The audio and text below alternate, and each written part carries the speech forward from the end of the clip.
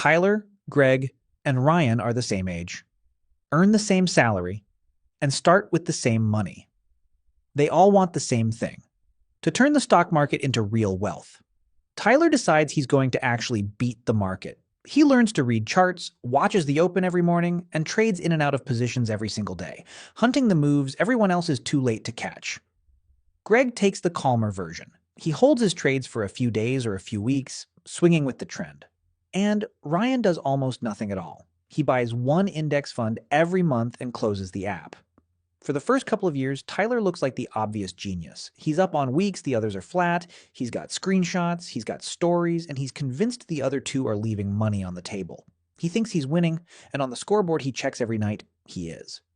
But the scoreboard he's checking isn't the one that decides who retires rich. And when you run the real math across 30 years, the gap between these three isn't close. And the winner is almost certainly not who you'd bet on. Let's keep this completely fair. Tyler, Greg, and Ryan are all 30 years old. They each earn $75,000 a year. Same city, same tax bracket, same goal: build real wealth in a regular brokerage account and retire comfortably at 60. They each put $1,000 a month into the market every month for 30 years. Same money in. The only thing that's different is what they do with it. Tyler decides he's going to beat the market. He learns to read charts, he studies candlestick patterns, he's at his screen before the opening bell.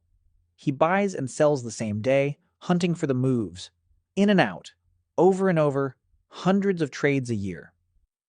To Tyler, sitting still feels like leaving money on the table. Greg takes the calmer version of the same idea. He's a swing trader. He holds a position for a few days, sometimes a few weeks, riding a trend until it runs out, then moves to the next one. He's not glued to the screen all day like Tyler, but he's checking charts most evenings and trading several times a month. Ryan does something that barely looks like a strategy at all.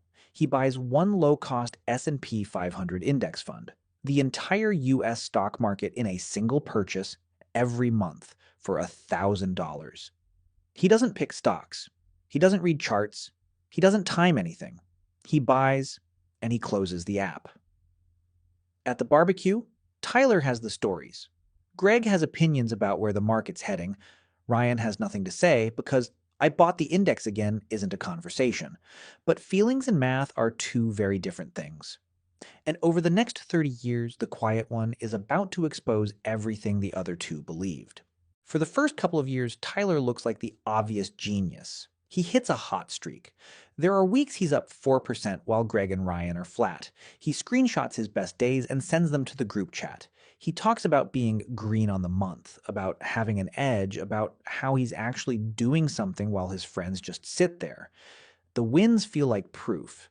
Every good trade confirms the story he's telling himself. Greg's doing fine, quietly. A few trades work, a few don't, and he's roughly keeping pace. Ryan?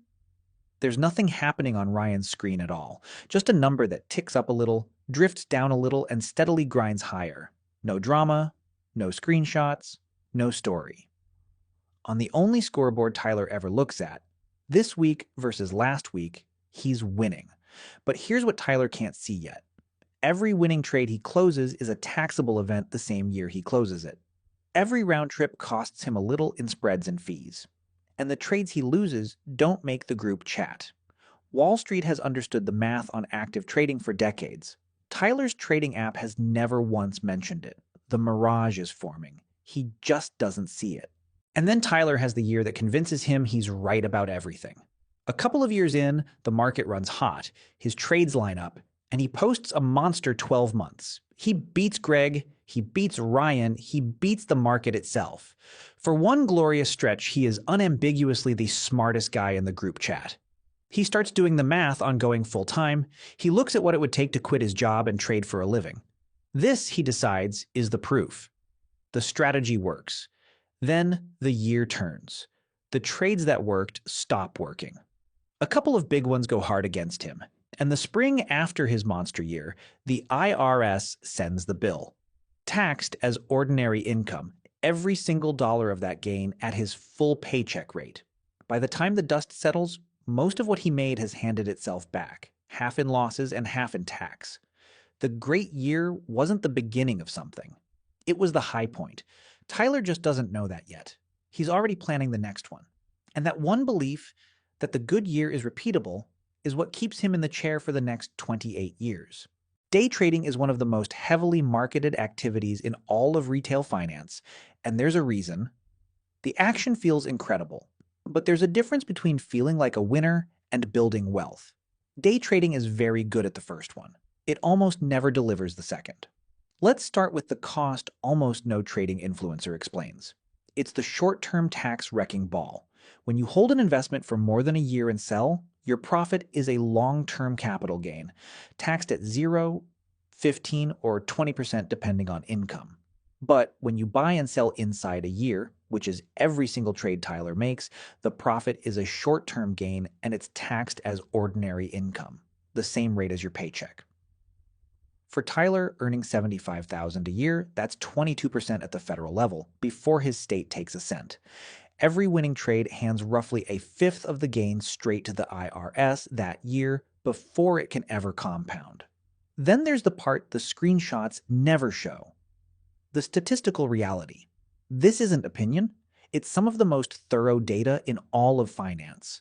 A landmark study tracking everyday trader in an entire country's market over more than a decade found that fewer than 1% of them earned reliable profits after costs. A separate study found more than 8 out of 10 day traders lose money. Research in Brazil found that 97% of people who day traded for more than 300 days lost money. And the famous study of U.S. investors found the most active traders underperformed the market by about 6.5 percentage points a year. Not once. Every year. Now, I'm going to be generous to Tyler.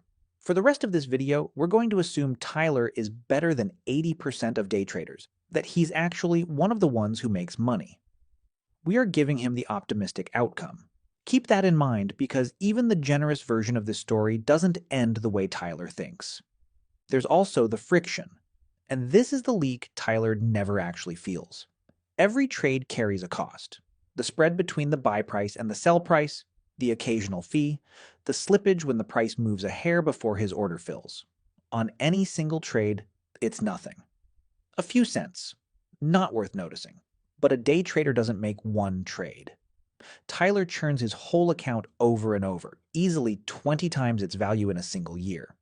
Even at 0.1% per round trip, turning the account over 20 times means roughly 2% of his money quietly evaporates into friction every year before he has made a single dollar of profit. That isn't a separate disaster from the underperformance we just talked about. It's one of the reasons that underperformance exists.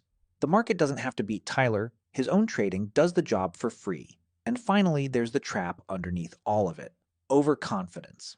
The data shows traders systematically sell their winners too early and hold their losers too long, convinced the next trade is the one that proves they've got it figured out. A few good trades feel like skill. They're usually luck wearing a costume, and the costume is expensive.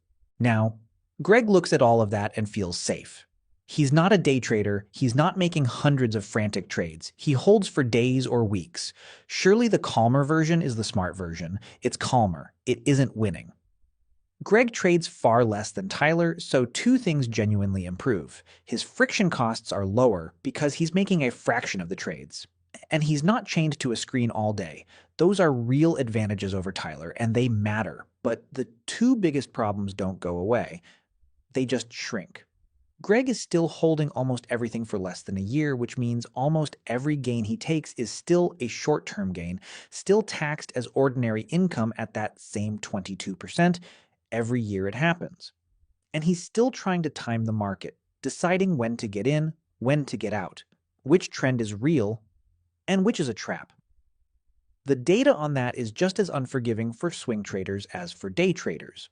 Most people who try to time the market underperform the person who simply stayed in it. So Greg occupies the middle. He bleeds less than Tyler. He still bleeds. He's the cautionary tale that looks responsible. If I stopped here, I'd be doing exactly what the trading gurus do in reverse, telling you half the story. So let me be honest about when trading actually makes sense, because there are real cases. A tiny number of people genuinely have skill. That landmark study found a small fraction of traders who really did earn consistent profits year after year in a way that wasn't luck. They exist.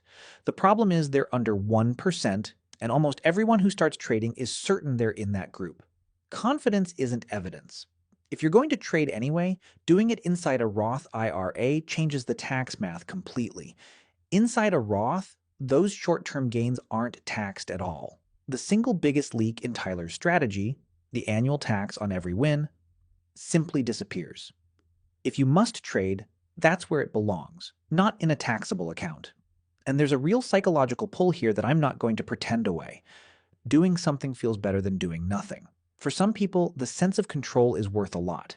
That's a real human need. The mistake is funding it with money that's supposed to build your future. Notice the pattern. Every one of these is conditional, or it applies to a rare exception, or it's about feelings rather than returns. None of them flips the math for an ordinary person trying to build wealth. So why does Ryan, the one doing almost nothing, keep pulling ahead? He wins on taxes. Ryan almost never sells, so he almost never triggers a taxable gain. His money compounds untouched for 30 years, while Tyler and Greg hand over a cut every April. Deferred tax isn't a small thing. It's decades of extra compounding on money that would otherwise have gone to the government. He wins on cost. One index fund, charging next to nothing, owning hundreds of the largest companies in America automatically. No spreads, no slippage, no hundreds of trades leaking value. He wins on the historical record. According to S&P's own long-running data, roughly 9 out of 10 professional fund managers, people who do this full-time with teams and tools Tyler will never have, fail to beat a simple index over 15 years. If the professionals can't, the math on Tyler is not encouraging, and he wins on control. Ryan decides if and when he ever realizes a gain. Tyler's and Greg's gains arrive whether they want them that year or not. That control turns into real money, especially in retirement. It's boring, it's effective, and it's about to win by a margin nobody at that barbecue would have believed. For the first few years, the three of them look close enough that nobody can tell. The gap opens quietly, and it opens in a direction Tyler never checks. By year 5, Tyler's account is around $63,000. Greg's is about $68,000. Ryan's is about $75,000. Close. Tyler's still got the best stories, so it still feels like a tie at worst. By year 10, the lines have separated. Tyler's at roughly $134,000. Greg's at $154,000. Ryan's at $192,000. Tyler is now almost $60,000 behind the guy who never opened the app. And he has no idea because he's comparing himself to last month, not to Ryan. By year 15, it's not close anymore. Tyler, $213,000. Greg, $264,000. Ryan, $373,000. By year 20, Ryan has $656,000. Tyler has $302,000. Ryan now has more than double what the hardest worker of the three managed to build. By year 25, the gap turns almost cruel. Ryan is sitting on about $1,095,000. Tyler has just crossed $400,000. The man who never opened the app now has nearly $700,000 more than the man who watched the market every single day. And there are still 5 years left to run, with compounding about to do the most violent work of its entire life in the home stretch. Think of the 3 lines on a chart for a second. Tyler spikes and crashes and spikes again, frantic, going almost nowhere. Greg's chops along with smaller swings, climbing a little. Ryan's just rises, boring, relentless, straight. The frantic line and the flat line are heading to 2 completely different retirements. 30 years in. All 3 are 60 years old. All 3 put in exactly the same money. $360,000, $1,000 a month, for 360 months. Here's where they land. Tyler, the day trader who treated the market like a full-time job, about $511,000. Greg, the swing trader who played it calmer, about $812,000. Ryan, who bought one index fund and closed the app, about $1,778,000. Ryan ends with more than 3 times what Tyler built. He's more than $960,000 ahead of him. And remember, this is the generous version of Tyler, the better than most one who actually made money. The typical day trader doesn't land at $500,000. The typical day trader lands underwater, Tyler didn't lose because he was dumb. He lost because three forces ran against him every single day for 30 years. The tax on every win, the friction of every trade, and the simple fact that almost nobody beats the market by trying. None of it felt like losing in any given week. By the end, it added up to over $1 million he'll never get back. Now, your numbers won't be Tyler's or Greg's or Ryan's. Your income is different. Your tax bracket is different. Your timeline is different. So if you want to run your own to see exactly what trading versus holding would cost you over your real working years, that's what the Wealth Logicians Vault is for. Members get the full set of calculators I build for these breakdowns so you can drop your own figures in and watch the gap appear for yourself. The link's in the description. But before you go run your numbers, there's one last cost in Tyler's story that we still haven't added up, and it's the one he can never earn back. We've measured all of this in dollars. Now line it up in the one currency Tyler can never get more of: his time. Tyler watched the market most of the day, most trading days, plus prep in the morning and review at night. Call it 2,000 hours a year. Over 30 years, that's 60,000 hours. 60,000 hours is the equivalent of working a second full-time job, a second entire career, for 3 decades. Greg, the swing trader, spent far less, but it wasn't free. A few hundred hours a year, watching charts and managing positions. Over 30 years, somewhere around 10,000 hours. 2.5 full work years spent. Ryan spent about 4 hours a year, a few minutes each month to make his purchase, and an occasional glance. Over the entire 30 years, roughly 120 hours, about 3 working weeks total. So line it up. The man who worked a second career finished last. The man who spent 3 weeks finished first, with over $1 million more.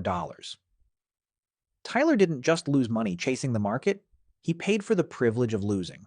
60,000 hours of his one life handed over for a result worse than doing almost nothing. That's the real bill, and no return in any year ever pays it back. So what actually works? It isn't picking a side in the trading versus investing fight. The real answer is the one nobody's selling, because there's no course to sell with it. Step 1. Build your core wealth in low-cost index funds during your working years. This is where the math wins. Flatly. Lower taxes, lower costs, broader diversification, and a historical record the professionals can't beat. It's the boring engine, and it's the one that ends up at $1.75 million. Most of your money, maybe all of it, belongs here. Step 2. If the urge to trade is real, and for some of you it genuinely is, don't pretend it away. Wall it off. Take a small slice you can afford to lose completely, no more than 5% of your portfolio, and let that be your casino. Trade it. Scratch the itch. Learn what you want to learn. Just keep it small, and ideally keep it inside a Roth so the taxes don't compound the damage. The other 95% stays boring.